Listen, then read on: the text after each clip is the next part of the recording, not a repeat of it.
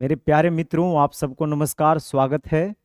तो ये एसएससी के लेटेस्ट जो पीवाईक्यू है पिनाकल का बुक से, उसका सॉल्यूशन का ये तीसरा लेक्चर होगा, जिसमें 51 से लेकर 75 तक का सॉल्यूशन हम लोग देखने वाले हैं। इसके पहले दो लेक्चर में हम लोगों ने 1 से 50 तक का क्वेश्चन देखा, और जो भी वैरायटी का क्वेश्चन है वो अभी चल रहा है, बिल्कुल स्टैंडर्ड स्टैंडर्ड लेवल का। तो इसका आप आनंद ले रहे होंगे, मैं ऐसा मानकर चलता हूँ। और ये बिल्कुल लेटेस्ट है, यानी अगर देखा जाए तो सबसे पहले अगर ये स्टार्ट किए हैं तो शायद हम ही किए हैं, कि 6th एडिशन जो है अभी लेटेस्ट में ही आया है, जिसमें 6800 प्लस TCS MCQ है। और इसका करेंगे हम लोग सॉल्यूशन बहुत ही शानदार, कुछ अलग ढंग से, और सिलेक्शन वाला सॉल्यूशन करेंगे, अरे गहरे नहीं। तो चलिए समझते हैं अपनी बात को।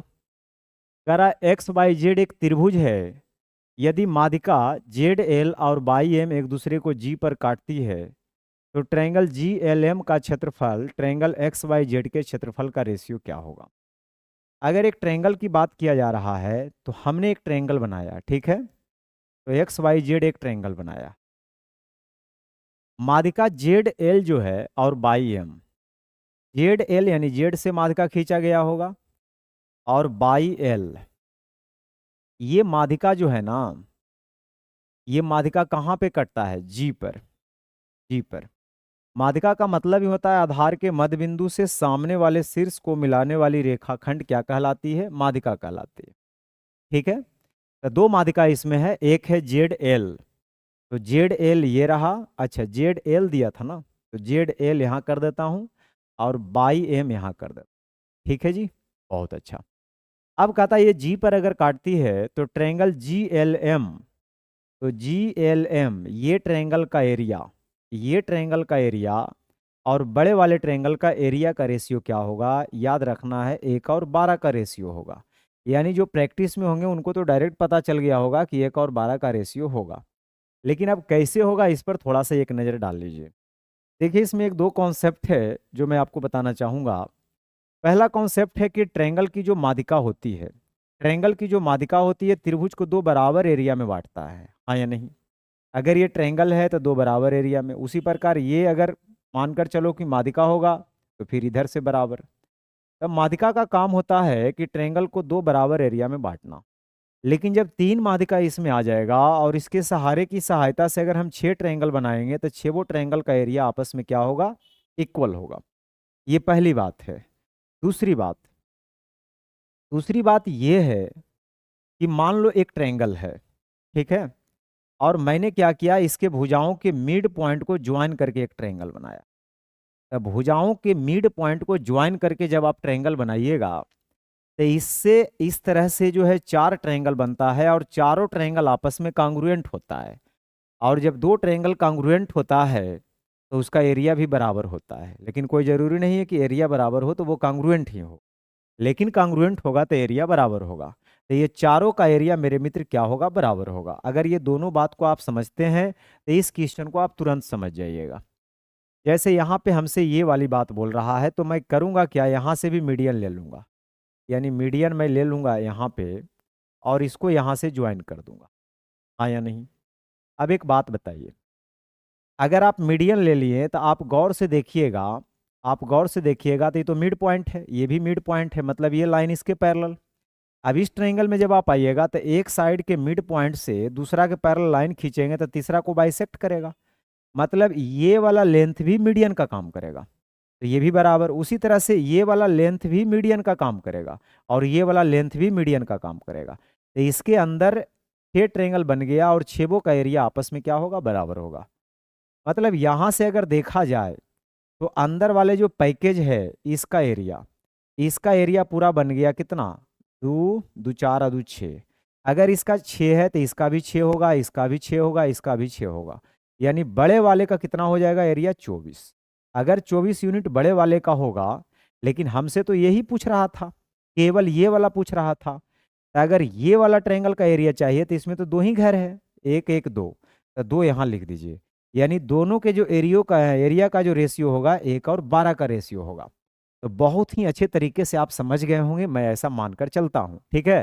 तो दोबारा अगर इसके अलावा भी कैलकुलेट में आपसे पूछेगा, कुछ भी पूछ लेगा, आप जवाब दे दीजिएगा अगर इस बात को आप समझ गए होंगे तब।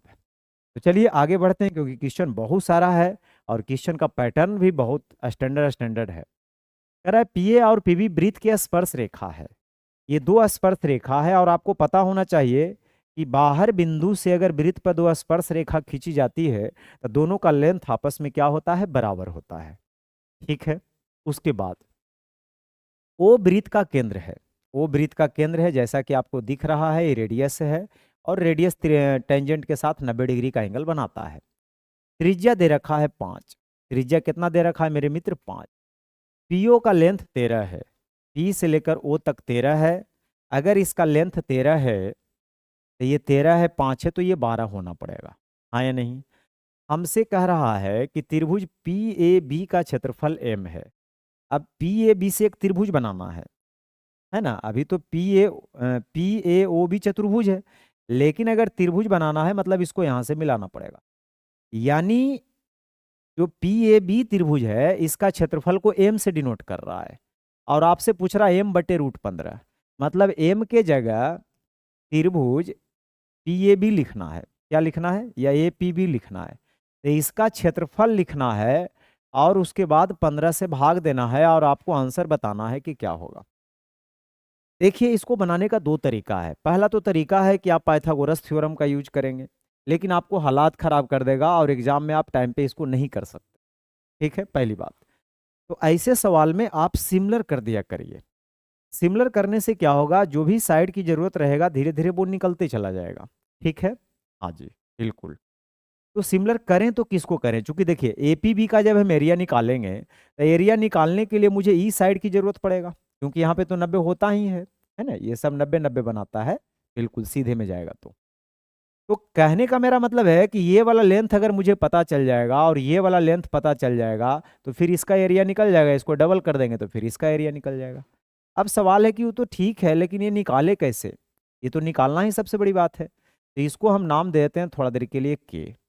अब आप समझिएगा कि आपको पता होना चाहिए, वो क्या होना चाहिए कि जो ट्रायंगल ए ओ पी है और ट्रायंगल ए की पी है, ए के पी है, ये दोनों में पी कॉमन है, हाँ या नहीं, दोनों में पी कॉमन है।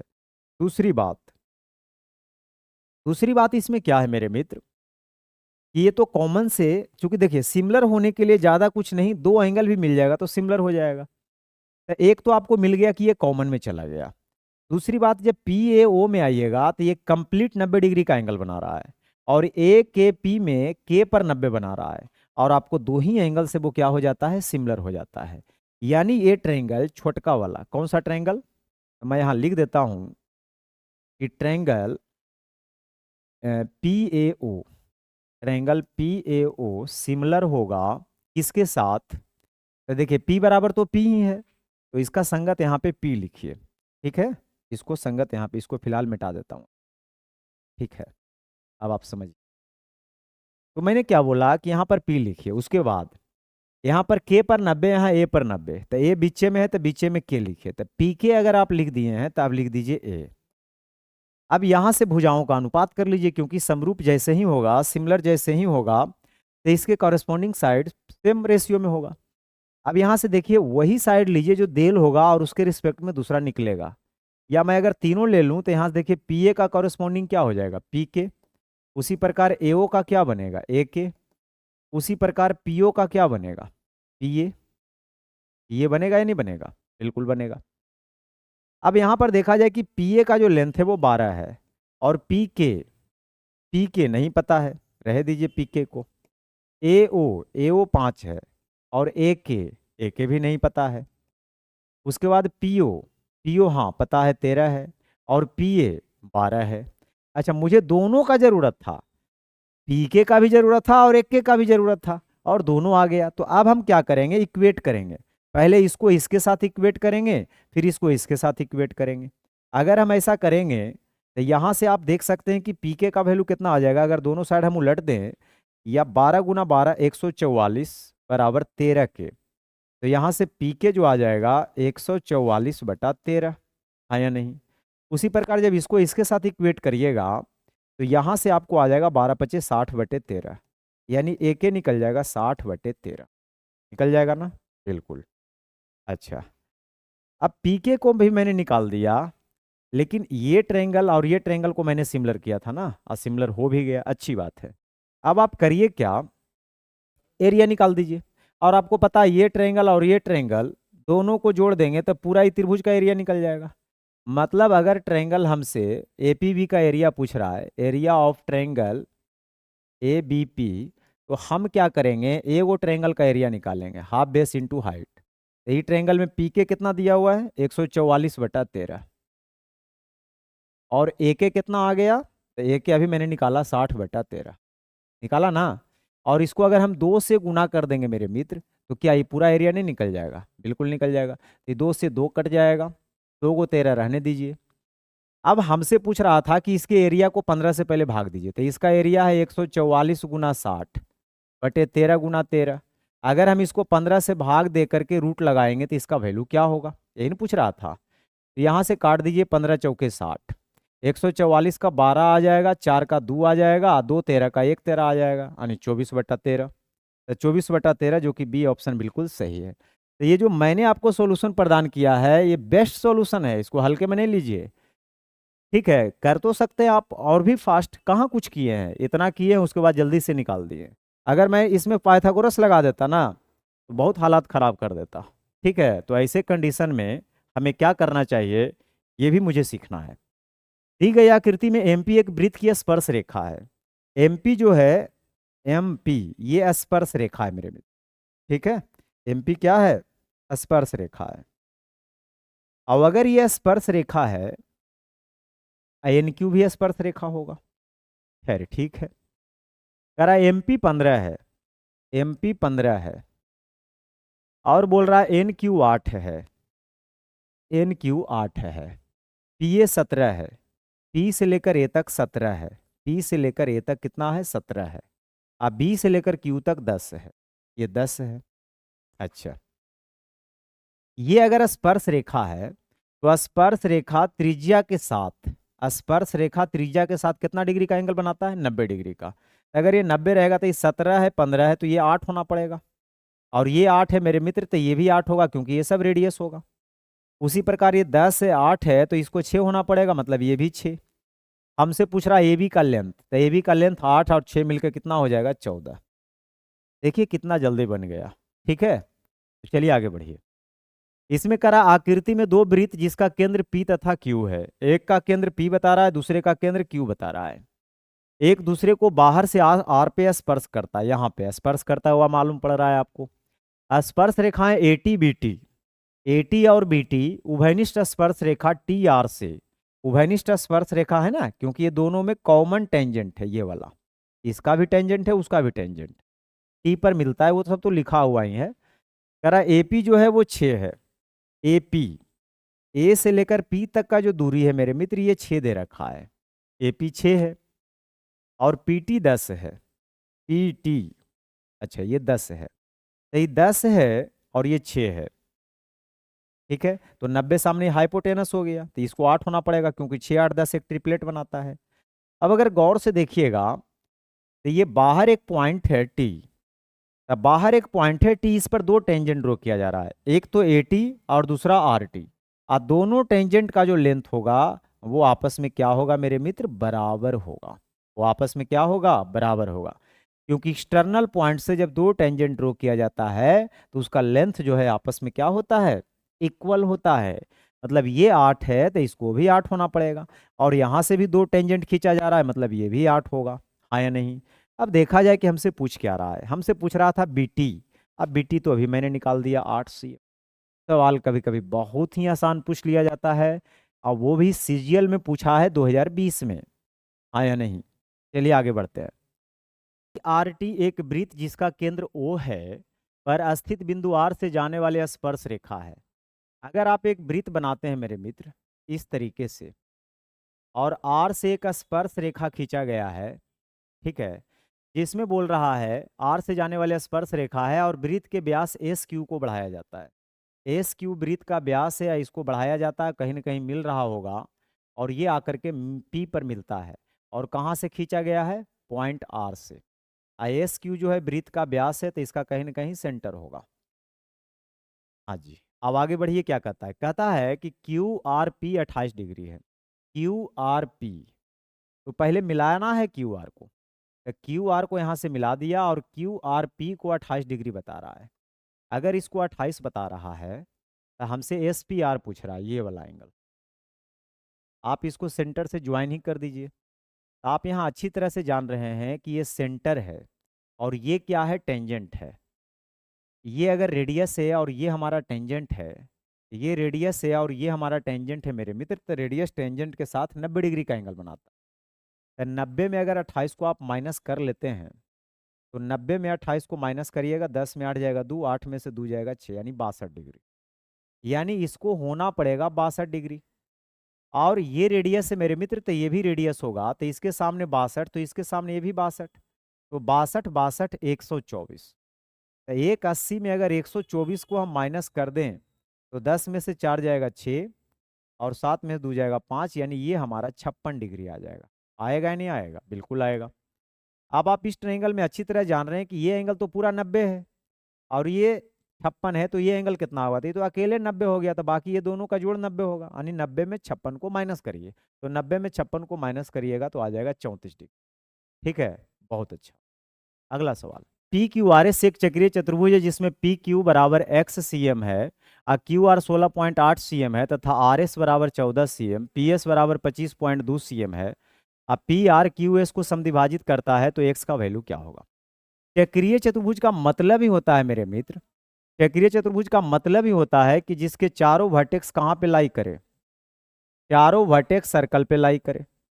इस टाइप के क्वाड्रिलेटरल को बोला जाता है चक्रीय चतुर्भुज। क्या बोला जाता है? चक्रीय चतुर्भुज। जिसमें अगर हम बड़ा वाले दिया हुआ है 25.2, तो इसको हम बड़ा मान लें P S, P Q R S ऐसा मान लीजिए। तो पी एस जो है 25.2 है।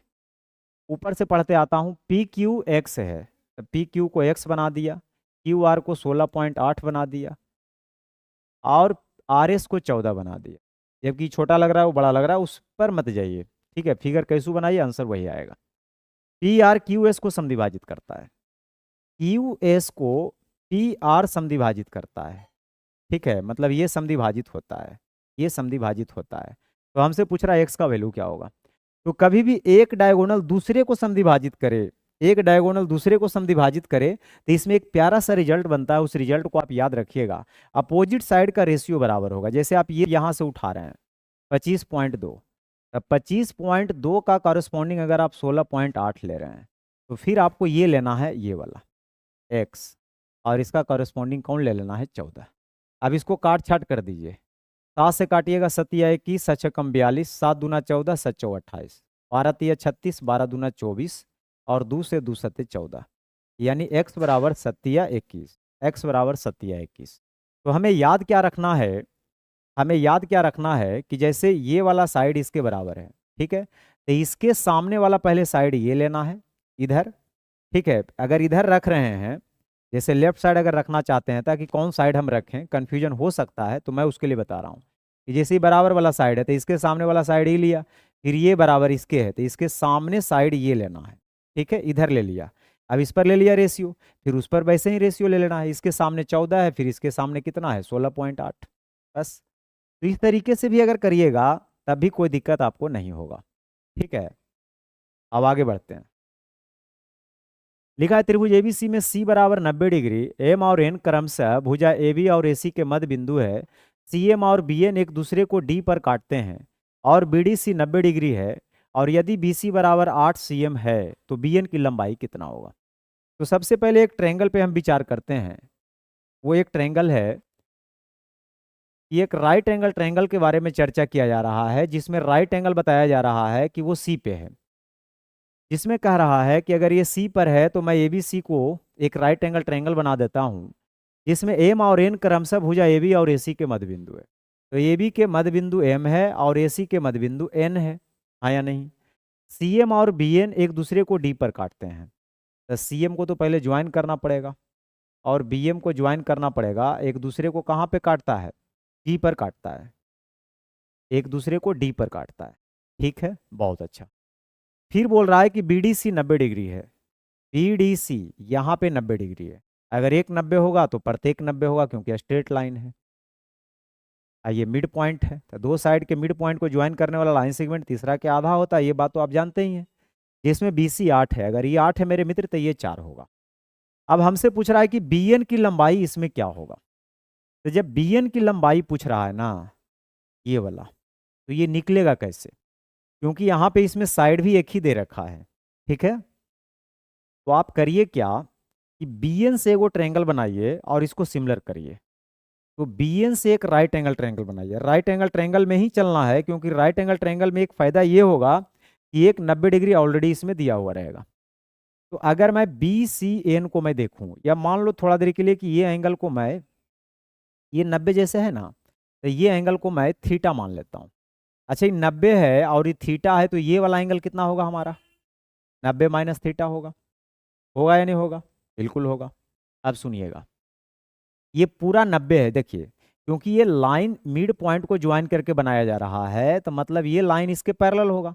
और जब ये लाइन इसके पैरेलल होगा मेरे मित्र, तो अंदर वाले लगातार एंगल का सम 180 होगा, जिसमें ही 90 है तो इसको भी 90 होना पड़ेगा, मतलब ये थीटा हो जाएगा। नहीं दिख रहा होगा, कोई बात नहीं। चलिए, ये लिखा हुआ थीटा है, ये थीटा लिखा हुआ है। हम चाह रहे हैं कि ये वाला ट्रायंगल, ये वाला ट्रायंगल में 90 माइनस थीटा है और ये थीटा है। ठीक है, अब इस ट्रायंगल को गौर से आप देखिए, यहाँ 90 बना रहा है, थीटा बना रहा है, तो ये वाला एंगल कितना होगा, तो ये एंगल आपका 90 माइनस थीटा हो जाएगा। अब अगर आप गौर से देखिएगा तो ट्रायंगल BCN सिमिलर हो जाएगा ये वाला ट्रायंगल के साथ। अब इसका कॉरेस्पॉन्डिंग पार्ट को लिखना पड़ेगा, जैसे B यहाँ C पर 90 बना रहा है और इस ट्रायंगल में D पे 90 बना रहा है, तो D को आपको क्या करना पड़ेगा, बीच में रखना पड़ेगा। उसके बाद B पर यहाँ पे, अच्छा, C पर 90 माइनस थीटा बना रहा है, यहाँ N पर 90 माइनस थीटा बना रहा है, तो N लास्ट में है तो लास्ट में यहाँ C लिखना पड़ेगा। और अगर आप DC लिख दिए तो यहाँ पे B लिखा जाएगा, बस खत्म। अब दिया हुआ है BC 8, तो अगर आप BC का कॉरेस्पॉन्डिंग लेना चाहते हैं, यहाँ से आप BC का कॉरेस्पॉन्डिंग लेना चाहते हैं तो क्या करिएगा, तो BC का आपका BD हो जाएगा, लेकिन BD का लेंथ नहीं है, कोई बात नहीं है। उसके बाद BC का हम BN भी लेना चाह रहे हैं, क्योंकि BN तो हमसे पूछ ही रहा है, तो BN का यहाँ से BC बन जाएगा। अब आपको पता है कि यहाँ से BC का स्क्वायर हो गया, और ये BD तो मुझे नहीं पता है, और नहीं BN पता है, नहीं BN पता है, लेकिन ये पता है कि ये 8 है, तो 8 का स्क्वायर यहाँ से 64 हो जाएगा। अब मेरे सामने एक नया प्रॉब्लम क्रिएट क्या हो गया कि मुझे BD और BN को हर हाल में निकालना पड़ेगा। तो अब BD और BN से मैं बातचीत अगर करूं, या डायरेक्ट BN नहीं निकलेगा तो ये टुकड़ा में भी निकलेगा, तो जोड़कर मैं निकाल लूंगा। मतलब BD और DN में भी कुछ रिलेशन हम बनाना चाह रहे हैं, मतलब ये वाला ट्रायंगल और ये वाला ट्रायंगल को मैं सिमिलर करना चाह रहा हूँ। तो क्या ये सिमिलर होगा, बिल्कुल। इसमें एक एंगल थीटा है, इसमें भी एक एंगल थीटा है, और ये तो वर्टिकली अपोजिट एंगल से 90 डिग्री है। तो यहाँ से आप ट्रायंगल BDC को सिमिलर कर सकते हैं ये छोटा वाले के साथ, जिसमें D पर 90 बना रहा है, तो D को बीच में लिख दीजिए, और यहाँ N पे थीटा है, यहाँ B पे थीटा है, तो B और N। ठीक है, तो N और D आपने लिख दिया तो बच गया M, यहाँ से M निकाल दीजिए। अब मुझे BD और BN की सख्त ज़रूरत है, तो मैं BD का कॉरेस्पॉन्डिंग लेना चाहता हूँ, तो यहाँ से BD का DN हो जाएगा। BD का क्या हो जाएगा, BD का DN हो जाएगा। ठीक है, बाकी साइड को आप छोड़ दीजिए, देल है उसको निकाल दीजिए, जैसे BC देल है तो यहाँ से आप BC उठा लीजिए, तो BC का MN आपका हो जाएगा। और BC आपको पता है कि BC 8 है और MN जो है वो कितना है, 4 है, यानी 4 दूना 8। तो यहाँ से आप BD निकाल सकते हैं 2DN। BD कितना निकाल सकते हैं, 2DN, यानी DN को थोड़ा देरी के लिए मैं x मानूंगा, तो हमारा BD जो हो जाएगा वो 2x हो जाएगा। तो BD हमारा 2x हो जाएगा और ये हमारा x हो जाएगा। अब मैं BN के जगह वैल्यू रखना चाहता हूँ, यहाँ लिख देता हूँ 64 बराबर BD के जगह मैं क्या रख सकता हूँ, तो BD के जगह 2x रख सकता हूँ। और BN के जगह मैं कितना रख सकता हूँ, तो BN के जगह मैं रख सकता हूँ क्या चीज, 2 और एक 3x हो जाएगा। अब यहाँ से 2 से आपने काट दिया इसको 32 बार में, तो एक्स स्क्वायर बराबर आ गया 32/3, यानी x बराबर √32/3। ठीक है, अब अगर नहीं मैच कर रहा है तो कोई बात नहीं, रेशनलाइज करिए। 8 16 दूना 32, यानी 4√2/√3। तो √3 से गुना भागा अगर आप करिएगा तो 4√6/3 आ जाएगा, जो कि मैंने x अभी बताया है। हमसे पूछ क्या रहा था, बी एन, तो बी एन का लेंथ तो 3x है, तो 3 से गुना करिएगा तो 4√6 आ जाएगा। लेकिन ये प्रैक्टिस के लिए ठीक है, बट एग्जाम में अगर इस तरह से आप करने लग जाइएगा तब तो गया काम से। तो हमें क्या करना है, छोटे छोटे रिजल्ट बनाते चलना है। ये सब सवाल ऐसा नहीं है कि डायरेक्ट जो है कोई सोल्व कर देगा, वहाँ टाइम लगेगा और आपसे डायरेक्ट नहीं होगा सोल्व, ठीक है, उतना आप नहीं सोच सकते हैं।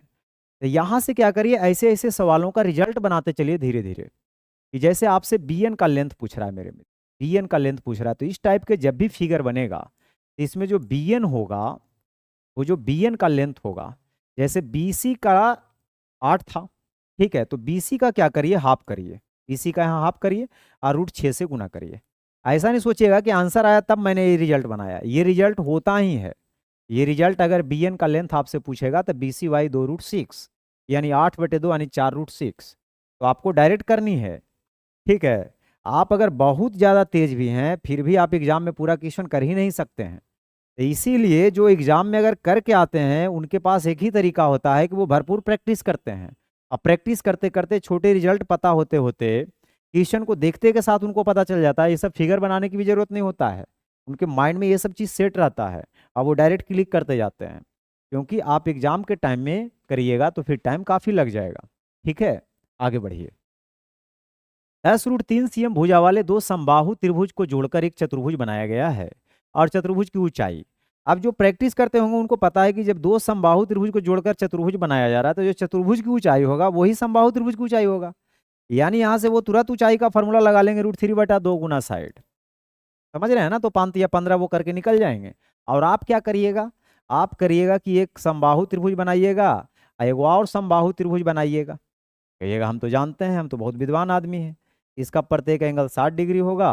अब इसकी ऊंचाई की बात कर रहा है, तो अब ये चतुर्भुज की ही तो ऊंचाई है, अगर इसकी ऊंचाई की बात कर रहा है मतलब ये समबाहु त्रिभुज की ही ऊंचाई की बात कर रहा है, और इसका फार्मूला होता है √3/2 इंटू साइड। आगे बढ़िए। एक समलंब की समांतर भुजाओं की लंबाई 51 और 21 है, अन्य दो भुजाओं से प्रत्येक की लंबाई 39 cm है, तो समलंब का क्षेत्रफल क्या होगा। अब रही बात समलंब बनाने का, चलिए ऊपर छोटा नीचे बड़ा कर देता हूं, और इसमें समांतर भुजाओं की लंबाई एक तो 51 है और एक तो है 21 है, और अन्य दो भुजाओं प्रत्येक की लंबाई 39 है, मतलब आइसोसेलेस ट्रेपीजियम है। ये कैसा ट्रेपीजियम है, आइसोसेलेस ट्रेपीजियम है। अब यहाँ पे हमसे ये बोल रहा है कि समलंब चतुर्भुज का क्षेत्रफल क्या होगा। अब आपको भी पता है कि क्षेत्रफल ऐसे थोड़ी निकल जाता है, क्षेत्रफल के लिए हाइट चाहिए, समांतर भुजाओं का तो डेल है। अब यहाँ से आप हाइट कैसे निकालिए, ये वाला।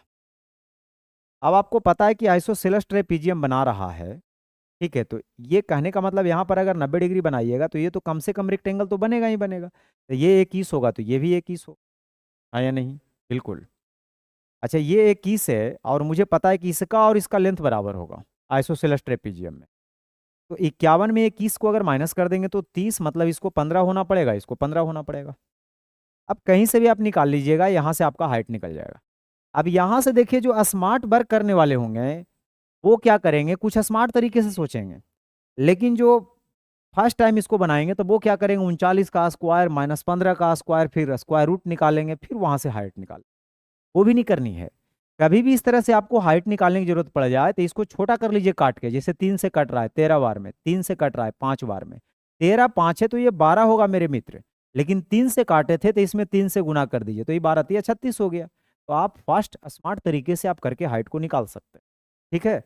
अब समलंब का क्षेत्रफल पूछ रहा है तो 1/2 गुने समांतर भुजाओं का योग, यानी 51 और 21 को जोड़िए, 1 1 2 अपान 2 7, 5 2 7 यानी 72, और हाइट हमारा बनेगा 36, 2 से काटिएगा 36 बार में, 36 गुना 36 यानी 1296, ये सवाल का उत्तर है। इसमें भी फिगर बनाने की जरूरत नहीं था, ये भी माइंड में हो जाता, बस खाली आप प्रैक्टिस करते रहिए, फिर आपको मजा ही मजा है। एबीसीडी एक चक्रीय चतुर्भुज है जिसमें भुजाएं एबी और डीसी को बढ़ाने पर ई पर मिलती है और भुजाएं बीसी और एडी को बढ़ाने पर एफ पर मिलती है। यदि बी एफ ए बराबर 60 डिग्री और ए ई डी अगर 30 डिग्री है तो ए बी सी कितना होगा। देखिए चक्रीय चतुर्भुज के बारे में अभी जस्ट मैंने आपको बताया भी है, कुछ जानकारी भी दिया है, चलिए और जानकारी थोड़ा लेते हैं। चक्रीय चतुर्भुज का मतलब होता है बी और डीसी को बढ़ाया गया, तो ए बी को आगे बढ़ाइएगा और डीसी को आगे बढ़ाइएगा, ठीक ना। तो इस तरह से फिगर थोड़ा सा बनाए, हालांकि फिगर बनाने की जरूरत नहीं है, लेकिन फिलहाल आप बनाइए समझने के लिए, और इसको भी तो आगे बढ़ाना ही है। थोड़ा सा 60 डिग्री जैसा बनाइए ना, अच्छा रहेगा। तो यहाँ से क्या करना है, ए बी को आगे बढ़ाना है, और फिर किसको बढ़ाया गया है, ए बी और डीसी को बढ़ाया गया है, A B C D C D, DC को आगे बढ़ाया गया है यहाँ तक। अब उसके बाद क्या किया गया है, ए बी और डीसी को जब बढ़ाया जाता है तो कहाँ पे मिलता है, ई पर मिलता है, इसका नाम मैंने ई दे दिया। उसके बाद और भुजाएं बीसी और एडी को बढ़ाने पर एफ पर मिलता है, तो बीसी और एडी को आगे बढ़ाइए, एडी को भी आगे बढ़ाइए और बीसी को भी आगे बढ़ाइए, और ये कहाँ पे मिलता है, एफ पर मिलता है। फिगर आपको बिल्कुल नहीं बनाना है, शुरुआत पढ़ रहे हैं इसीलिए बनाइए, बाकी तो आप देखते के साथ कर दीजिएगा आंसर। तो हमसे पूछ रहा है कि अगर बी एफ ए 60 डिग्री हो, बी एफ ए ये 60 डिग्री हो एफ पर बनने वाला एंगल, और ई पर बनने वाला एंगल 30 डिग्री हो, तो बताइए A B C, A B C N पूछ रहा है, ये वाला एंगल कितना होगा, ये एंगल हमसे पूछ रहा है। तो अब क्या करना चाहिए बताइए। ए बी सी डी एक चक्रीय चतुर्भुज है जिसमें ए बी और डी सी को आगे बढ़ाया गया, ई पर मिलता है, बी सी और ए डी को बढ़ाया गया है तो एफ पर मिलता है, एफ पे 60 डिग्री बन रहा है, इस पे 30 डिग्री बन रहा है, और आपसे पूछ रहा है कि ए बी सी ये वाला एंगल क्या होगा, ये वाला एंगल आपसे पूछ रहा है। तो देखिए मेरे मित्र ध्यान से सुनिएगा, मैं इसका डायरेक्ट शॉर्टकट भी बताऊंगा, लेकिन पहले सिखाऊंगा कि ये होता कैसे है, काम कैसे करता है। जैसे कोई ट्रायंगल में आप घुस जाइए, जैसे इस ट्रायंगल में हम ये साइड को, ये एंगल को थीटा मान लें, तो ये थीटा होगा तो मेरा ये 180 माइनस थीटा होगा, आया नहीं, बिल्कुल ये हो जाएगा।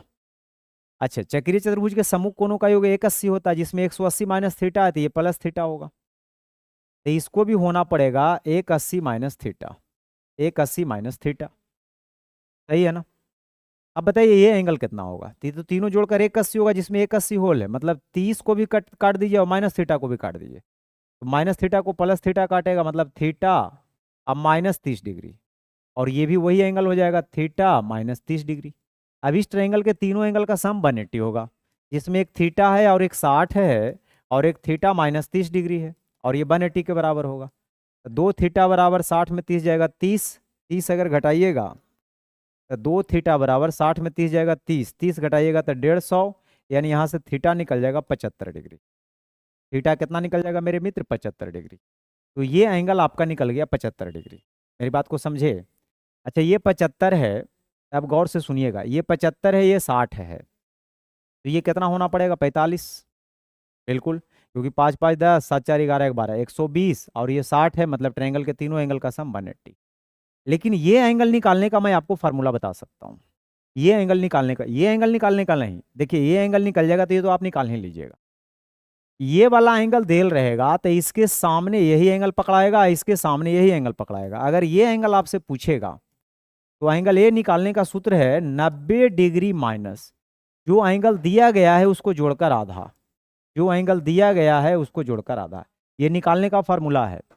कभी भी यहाँ देल रहे एंगल, यहाँ देल रहे एंगल, और ये एंगल निकालना होगा, ये दोनों को जोड़ के पहले आधा करिएगा, जो रिजल्ट आएगा उसको 90 में घटाइएगा, तो ये आ जाएगा यहाँ से 45, और ये जब 45 निकल जाएगा, ये 60 रहेगा, तो क्या आप ये नहीं निकाल लीजिएगा, निकाल लीजिएगा।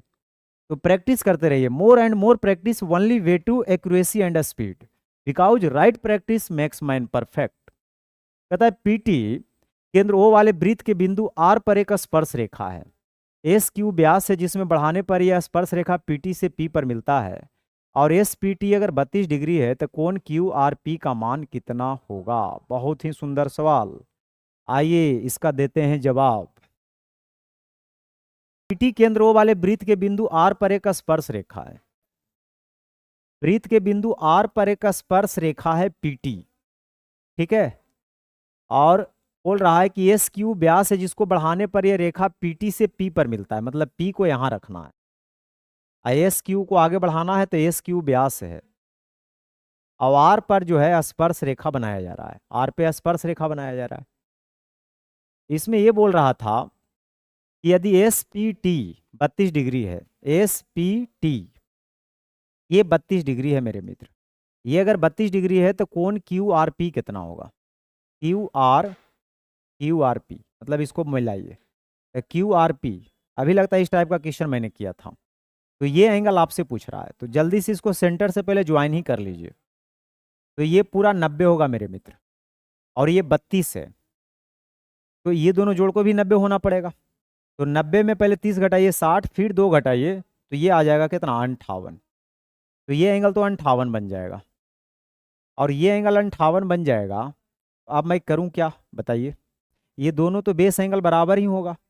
तो अगर ये अकेले 58 है, तो 180 में अगर 58 को हम माइनस कर लें तो बच जाएगा 10 में 8 जाएगा 2, 17 में से 5 जाएगा 12, 122। यानी ये 61 और ये भी 61 हो जाएगा।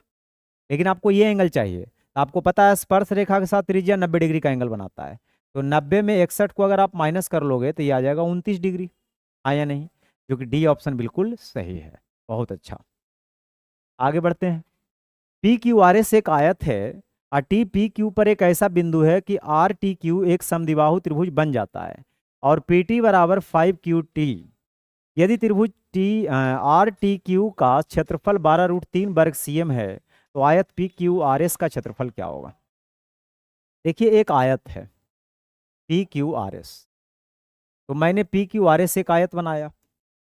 अब इसमें बोल रहा है कि टी जो है पी क्यू पर एक बिंदु है। पी क्यू पर बिंदु इस प्रकार से है कि पी टी जो है क्यू टी का 5 गुना है। क्यू टी मतलब यहाँ से थोड़ा नज़दीक रहेगा क्यू के, तो क्यू टी का 5 गुना। क्यू टी अगर एक्स होगा तो पी टी जो होगा ये 5x हो जाए। ठीक है, तो ये पूरा 6x, तो ये भी हमारा 6x हो जाए। अब इसमें बोल ये रहा है कि यदि त्रिभुज आर टी क्यू, और आर टी क्यू एक त्रिभुज है, आर टी क्यू ये 90 डिग्री बनाएगा। आर टी क्यू एक त्रिभुज है, और आर टी क्यू जो त्रिभुज है तो उसका क्षेत्रफल 12√3 है। इसका क्षेत्रफल आप कैसे निकालिएगा? Half base into height. तो बेस तो आपका x हो जाएगा, हाँ या नहीं?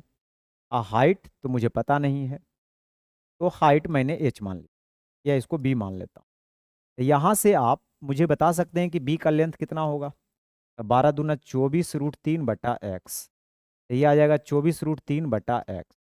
तो लेंथ भी पता चल गया, ब्रेथ भी पता चल गया, अवायत का क्षेत्रफल निकल जाएगा।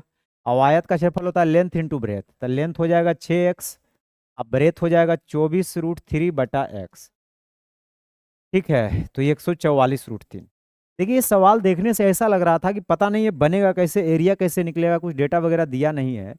लेकिन जब आप इसको बनाने लग जाते हैं ना, तो वो बनना तय है, क्योंकि नहीं बनेगा तो फिर देगा ही नहीं सवाल।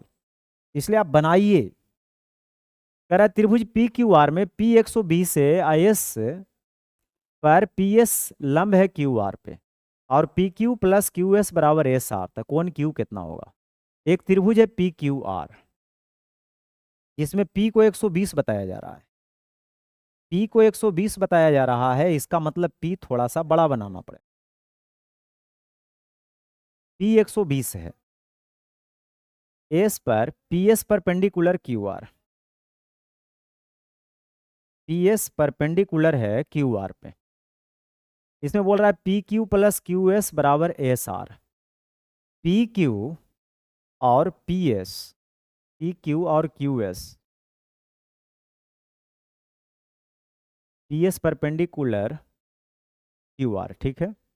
इसमें ये बोल रहा है कि P S P Q plus Q S, P Q plus Q S, इसका और इसका जो जोड़ है वो एस आर के बराबर है, एस आर के बराबर।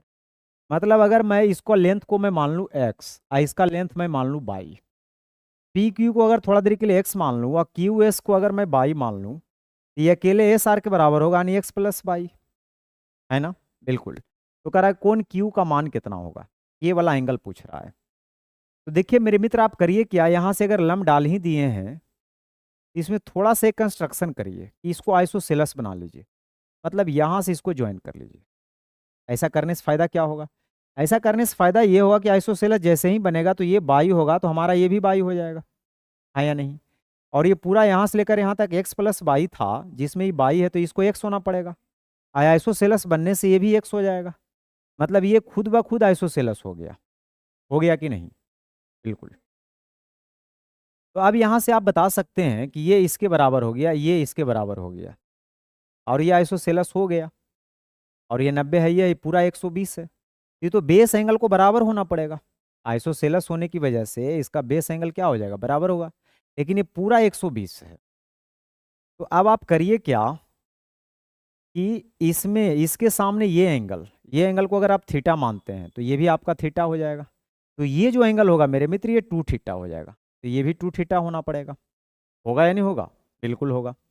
हाँ, अब आपको पता है कि ये पूरा 120 है और ये थीटा है और ये 2 थीटा है। तो सभी का जो जोड़ होगा वो 180 होगा, यानी 120 प्लस थीटा प्लस 2 थीटा बराबर 180 डिग्री। हाँ या नहीं? अब यहां से आप निकाल सकते हैं कि 2 और 1 3 थीटा बराबर 60 डिग्री, यानी थीटा बराबर 20 डिग्री।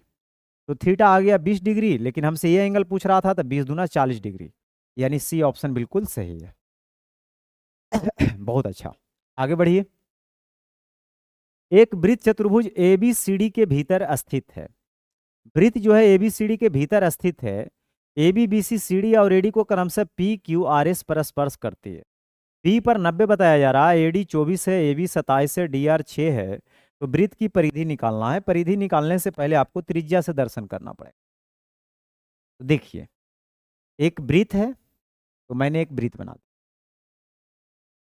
एक वृत्त चतुर्भुज ABCD के भीतर स्थित है। वृत्त जो है चतुर्भुज के भीतर स्थित है, तो चतुर्भुज को बाहर बनाना पड़ेगा। चलिए, ऐसा मैं चतुर्भुज बना लेता हूं। चलिए ध्यान दीजिएगा, इस तरीके से। अब ये क्या बोल रहा था कि B पर 90 डिग्री बना रहा है, तो इसको मैं B दे देता हूँ, ठीक है। ये 90 डिग्री और ये सेंटर होगा। अगर यहाँ से इसको ज्वाइन करिएगा ना, तो हर हाल में जो है ये जो है एक का स्क्वायर बन जाता है, ठीक है। क्योंकि यहाँ 90 होगा, स्पर्श रेखा त्रिज्या के साथ 90 बनाएगा, फिर यहाँ 90 बनाएगा, यहाँ 90 बनाएगा, ये आर होगा तो ये आर होगा। ये वाला रिजल्ट आप याद रखिए। अब इसमें ये बोल रहा था कि AD जो है, अच्छा नाम तो लिखे ही नहीं, B ABCD दे दिया। अब करा AB BC CD और AD को PQRS पर, तो AB से P पर, तो AB से P पर, AD से Q पर, PQ ये R और ये हो जाएगा S। जिसमें बोल रहा है AD 24 है, तो AD अगर 24 है, AD अगर 24 है और AB कितना है, AD 24 है, AB 27 है, तो ये कितना हो जाएगा मेरे में, 27 माइनस R, क्योंकि ये पूरा 27 है, और ये भी 27 माइनस R हो जाएगा। अच्छा, AD कितना दे रखा है, AD दे रखा है 24, तो 24 में 27 माइनस R को अगर आप माइनस कर दीजिएगा तो ये R माइनस 3 होगा, ये R माइनस 3 हो जाएगा, तो ये भी R माइनस 3 हो जाएगा। आगे कह रहा है AB 27 है, AB जो है वो 27 है, वो तो मैं पढ़ ही दिया था। AD 24 AB से, DR 6 है। अच्छा, DR 6 है और यहाँ DR का लेंथ आ रहा है R माइनस 3, तो R का वैल्यू आप यहाँ से निकाल लिए 9। बस बनाते चलना है, अपने आप बन जाएगा। अब कह रहा है वृत्त की परिधि क्या होगा, 2 पाई R, तो 2 पाई और R की जगह 9 यानी 9 दूना 18 पाई। ये ऑप्शन बिल्कुल सही है। एक समबाहुभुज के आंतरिक कोणों का योग 1260 है। इस बहुभुज के एक बाह्य तथा आंतरिक कोणों के अंतर बताइए। देखिए, समबाहुभुज के आंतरिक कोणों का योग का फॉर्मूला आप जानते हैं मेरे मित्र, n-2 गुना 180 होता है, और ये 1260 के बराबर है। 18 से 7 बार में कट जाएगा, यानी n आपको निकल जाएगा 7 और 2 9। जब भुजा निकल गया तब हमसे पूछ रहा है कि इसके बाह्य कोण और आंतरिक कोण का अंतर। तो अगर इसका आंतरिक कोण निकालिएगा तो n-2 गुना 180 तो पूरा कोण का जोड़ होता है, और उसको n से भाग दीजिएगा तो आंतरिक कोण, और बाह्य कोण का मतलब होता है 360 डिग्री बटा n। कब, जब एक एंगल निकालना होगा तब, क्योंकि सभी बहिष कोणों का जो जोड़ होता है वो 360 होता है, और समबाहुभुज में एक कोण निकालने के लिए कहेगा तो n से भाग देना है, ठीक है। अब n के जगह 9 रखिएगा, n के जगह 9 रखिएगा तो 9 में से 2 जाएगा 7, 7 गुना 180 बटा 9, तो ये आ जाएगा 20 यानी 140 डिग्री। यहाँ अगर 9 रखिएगा n के जगह तो 9 चौक 36 यानी ये आ जाएगा 40 डिग्री। अब ये 140 और 40 में पूछ रहा अंतर कितना होगा, तो ये हो जाएगा कितने डिग्री का, 100 डिग्री का। एक समलंब चतुर्भुज ABCD में DC पैरेलल AB के और AB 12 है, DC 7.2 है। इसके विकर्णों के मध्य बिंदुओं को जोड़ने वाली रेखाखंड की लंबाई, विकर्णों की मध्य बिंदु से जोड़कर लंबाई पूछेगा, तो ये पैरेलल साइड जो दिल रहेगा इसके डिफरेंस का आधा कर दीजिएगा। ठीक है, तो बहुत फास्ट आप कर सकते, ये तो आप कर ही लीजिएगा, लेकिन कैसे होता है एक बार सीख लीजिए। फिगर में बता देता हूँ। ये है समलंब चतुर्भुज, और ये समलंब चतुर्भुज है, इसके विकर्णों के मध्य बिंदु का लेंथ आपसे पूछेगा, मतलब ये वाला पी क्यू का लेंथ अगर पूछेगा तो आप क्या करिएगा, जैसे यहाँ पे दिया हुआ है, एक साइड दिया हुआ है कितना 12, एक 7.2, तो ये 12 है, 7.2 है। ये जो विकर्णों के मध्य बिंदु को ज्वाइन करने वाला जो लाइन सेगमेंट होता है ना, ये साइड और ये साइड के डिफरेंस का आधा होता है। तो 12 में 8 घटाइएगा 4.8, तो 4.8 को आधा करिएगा 2.4, जो कि सी ऑप्शन बिल्कुल सही है। यदि किसी समबाहुभुज के प्रत्येक आंतरिक कोण 128 सही 4/7 डिग्री है, तो इसके विकर्णों की संख्या क्या होगा? पहले तो भुजा पता करिए। समबाहुभुज का एक कोण निकालने के लिए क्या करेंगे? सभी कोण निकालने के लिए n-2 गुना 180 करेंगे, तो एक कोण निकालने के लिए n से भाग देंगे, और ये बराबर इतना क्या है, 8 सते 56, 4 60, बाकी 6, 12 सते 84, 6 90, यानी 900/7, 18 पच्चीस 90, यहाँ से 7n 5n घट के आ जाएगा 2n बराबर 14, यानी n बराबर 7। तो साइड जब आपने 7 निकाल लिया, तो अब करा इसके विकर्णों की संख्या और इसकी भुजाओं की संख्या का योग। अब डायगोनल निकालने का क्या फॉर्मूला होता है, ये आपको पता होना चाहिए। कि अगर डायगोनल निकालने के लिए कहेगा तो ये लिखना n इंटू एन माइनस 3/2, जिसमें नंबर ऑफ साइड 7 है, तो यहाँ से 7 रखिए, 7 में से 3 जाएगा 4/2, यानी 14। तो डायगोनल 14 आएगा मेरे मित्र, भुजा 7 आएगा, दोनों के सम करके आपसे पूछ रहा, यानी 14 और 7 मिलके 21 हो जाएगा, जो कि डी ऑप्शन बिल्कुल सही है। ठीक है। चतुर्भुज एबीसीडी किसी वृत्त के भीतर स्थित है। चतुर्भुज वृत्त के भीतर स्थित है, एक वृत्त है और इसके अंदर एक चतुर्भुज है, इस तरीके से। अब सुनिए, यदि BOC 92 है, BOC ये 92 डिग्री दिया हुआ है, ये कितना डिग्री दिया हुआ है 92 डिग्री, और ADC 112 है, ADC 112 है, तो हमसे पूछ रहा है ABO ये वाला एंगल हमसे जानना चाहता क्या होगा। ठीक है, अब ये एंगल निकालने के लिए हम क्या कर सकते हैं? हाँ, ये पता है कि ये अगर सेंटर है तो ये दोनों आपस में बराबर होगा, होगा कि नहीं होगा? तो ये 92 है, तो 180 में अगर 92 को पहले 90 घटाइएगा तो 90, फिर 2 घटाइएगा तो 88, यानी 88 को 2 भागों में बांटिएगा तो 44 44, यानी इसको 44 होना पड़ेगा कि नहीं? हाँ जी। अब ये एंगल पूछ रहा है, तो ये आपको पता है, क्या पता है कि इसका और इसका जो जोड़ होगा वो 180 होगा, क्योंकि ये साइक्लिक क्वाड्रिलेटरल है, यानी 100, ये तो 44 डिग्री है, अब प्लस 112 डिग्री, इस एंगल को मैं x मान लेता हूँ, इसका सम 180 होगा, क्योंकि चक्रीय चतुर्भुज के सम्मुख कोणों का योग 180 होता है। अब यहाँ 4 दूनी 6 और 11 4 15, यानी कितना आ गया 156, तो 156 प्लस 1 बराबर 180, 10 में 6 जाएगा 4, 17 में 15 जाएगा 2, यानी ये आ जाएगा 24 डिग्री। समझे? समझ ही गए होंगे। त्रिभुज ABC का परिमाप 24 है तथा इसकी भुजा BC 9 है, AD BAC को समद्विभाजित करता है, जबकि I अंतः केंद्र है, तो AI और ID का रेशियो क्या होगा? देखिए, एक त्रिभुज है ABC, तो एक त्रिभुज जब ABC आपने बनाया, जिसमें करा ABC का जो परिमाप है वो 24 है और BC 9 है, तो BC 9 है, तो AB और AC का जो सम होगा वो 24 माइनस 9 यानी 15 होगा, होगा या नहीं होगा? हाँ, तो AB और AC का सम हो जाएगा 15। अब इसमें ये बोल रहा था कि AD BAC का समद्विभाजित करता है, इसको समद्विभाजित करता है, तो अंतः केंद्र है, तो AI और ID का रेशियो पूछ रहा है। अंतः केंद्र बनता ही तब है कि जब कोण समद्विभाजकों के कटान बिंदु से मिलाया जाता है। कोण समद्विभाजकों का जहां कटान बिंदु होता है वो अंतः केंद्र होता है, और अंतः केंद्र और ये ID, इसका रेशियो पूछ रहा है। इसका रेशियो आपको याद क्या रखना है, सुन लीजिए अच्छा से। एक फार्मूला दे रहा हूं यहां से अंतः केंद्र वाला का, AI और ID का जो रेशियो होगा AB प्लस AC है ना, बटा BC। ठीक है, ये फार्मूला याद रखिएगा। और AB प्लस AC मैंने निकाला अभी 15, और BC का लेंथ 9 है, तो 3 तिया 9, 3 पचे 15, यानी 5 और 3 का रेशियो है। नंबर 70 लिखा एक वृत्त के वृत्तखंड का क्षेत्रफल ए है जिसका केंद्रीय कोण 60 डिग्री है। इस वृत्त की परिधि सी है तो ए किसके बराबर होगा। यहाँ पर वृत्तखंड नहीं होगा, यहाँ पे त्रिज्यखंड होगा। ये थोड़ा सा सुधार लीजिएगा, ठीक ना। त्रिज्यखंड होगा। जैसे मान लो कि एक सर्कल है, तो सर्कल में ये कॉर्ड है और ये सेंटर होता है, तो ये जो पूरा पार्ट होता है इसको बोलते हैं त्रिज्यखंड। इसको क्या बोलते हैं मेरे मित्र, त्रिज्यखंड। और यहाँ थीटा दिया हुआ है 60 डिग्री। तो कह रहा है कि त्रिज्यखंड का जो क्षेत्रफल है वो ए है। और त्रिज्यखंड का क्षेत्रफल होता है थीटा बटे 360 गुना पाई आर स्क्वायर। तो ये आ जाएगा मेरे मित्र पाई आर स्क्वायर बटे 6। और फिर बोल रहा था कि इस वृत्त की परिधि सी है। परिधि सी है, अब परिधि होता है 2 पाई आर। अब मेरा कोई भी ऑप्शन आर में नहीं है तो मैं आर का वैल्यू यहाँ से निकाल सकता हूँ सी बटे 2 पाई। और यहाँ पे आप कर क्या सकते हैं, क्योंकि एक ही वैल्यू आपसे पूछ रहा है, तो पाई बटे 6 इंटू आर स्क्वायर। यहाँ से आर स्क्वायर करिएगा तो सी स्क्वायर बटे 4 पाई स्क्वायर।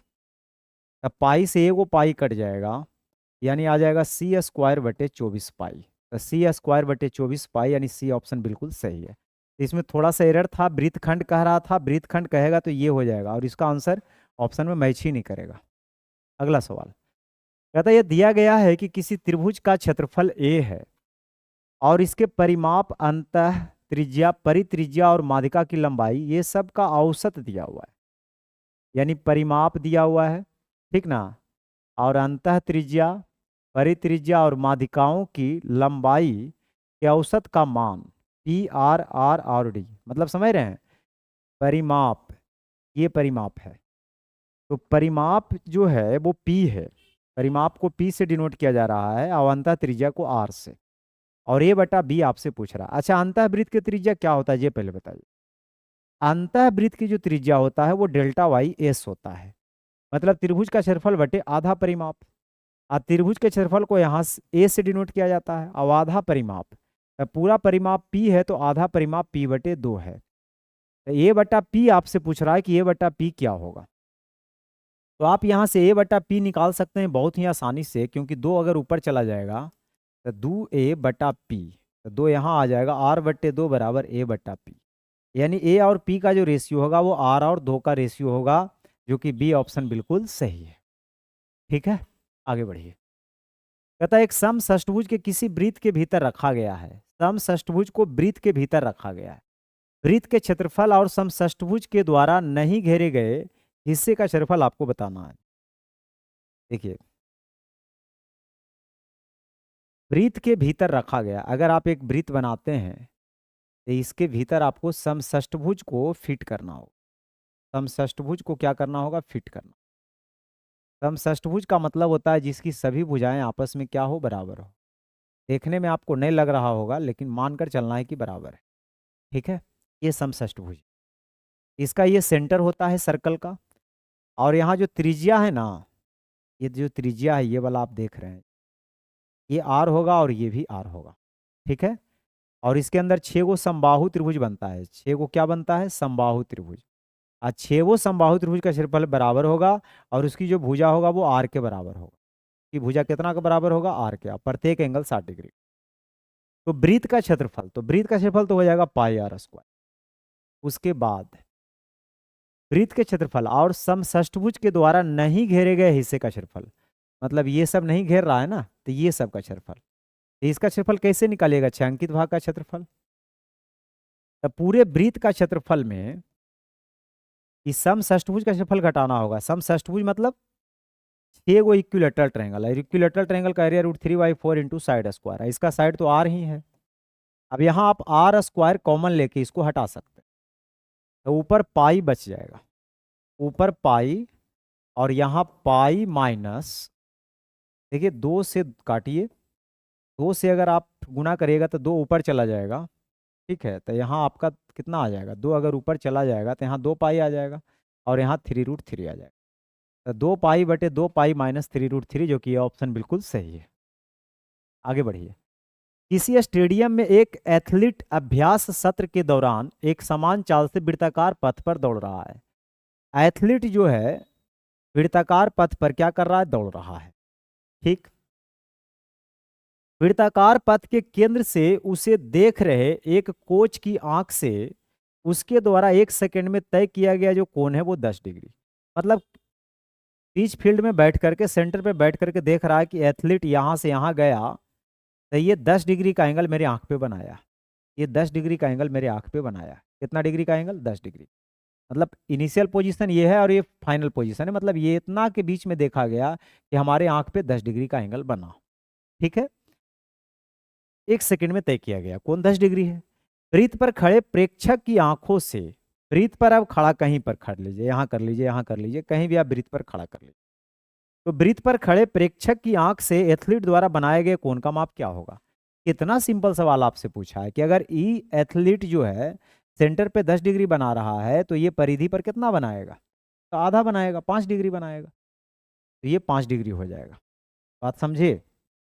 आगे बढ़िए। 74, एक त्रिभुज के परिकेंद्र, अंतः केंद्र, लंब केंद्र और केंद्रक एक ही है, मतलब समबाहु त्रिभुज है। समबाहु त्रिभुज में चारों सेंटर एक ही पॉइंट पे होता है। ठीक है, तो वो हमेशा कैसा त्रिभुज रहेगा? समबाहु त्रिभुज।